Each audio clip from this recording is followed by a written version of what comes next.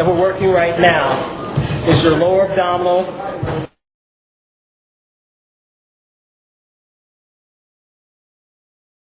as well as your upper abdominal area, along with a little bit of the intercostal as well. You won't hit as high on the intercostal, but you will hit a general area here along a lower part of the intercostal area. So is this is focused lower, or? It's focused on the general core area. Okay. Okay, all of it, a little bit of everything. The next exercise will be focused on the lower abdominal. Okay, again, same position, grabbing and holding the bottom.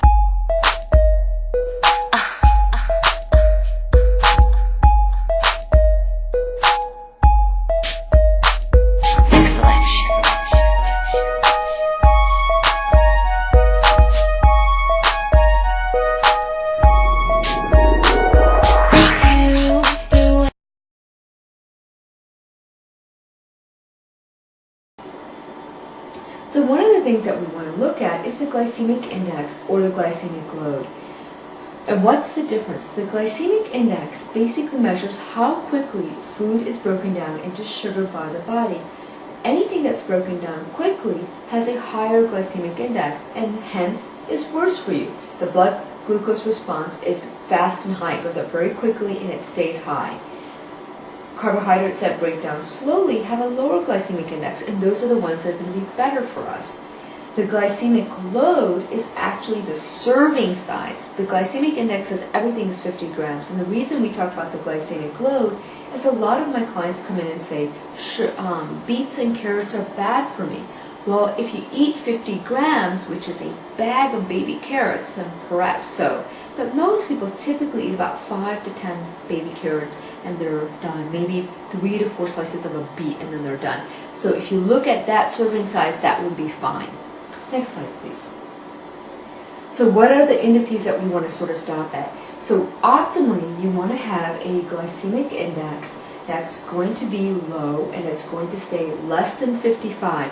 You are not going to find this on a food label. They do not label this. If they had this information, pretty much everything in the middle section of the grocery store would not be selling that.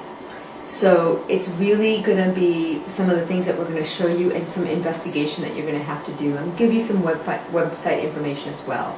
And then the glycemic load is really going to be less than 10 is what we want to look at. Next slide, please. So this is a common table that we use. These are all foods that are low in glycemic index and low in glycemic load. So they're all very good for us. So peanuts, very healthy for us. Up here, just let me quickly talk about it. So this is the serving size that they're looking at. And the CHO is actually the carbohydrate content on the food label. So if you were an Atkins diet person, this is sort of what you added up to say if you had enough carbohydrates or not. But I'm going to show you that it doesn't really matter because it really depends on how quickly something's broken down. This is the glycemic index, and the GL is the glycemic load. So if we come back to peanuts, the peanuts are actually very healthy for us. You know, a 50-gram serving of peanuts gives you about 6 carbohydrates, 14 on the glycemic index, and we want to be less than 55, and the glycemic load we want to be less than 10, so those are excellent. If we come to pearl barley, if you were following the Atkins diet, that would probably be annihilated because it has a carbohydrate content of 42, but if we look at the glycemic index, it's 25, which is still less than 55, and the glycemic load is 11. So that's actually very good for us. If we kind of go further down, milk is very good for us, chickpeas, kidney beans, and all bran cereal, an excellent cereal for you. Next slide, please. So medium glycemic indexes. So these are foods that are not so good, but we want to have them maybe occasionally. So macaroni without the cheese has a glycemic index of 47 and a glycemic load of 23 because we tend to eat more than what we're really supposed to.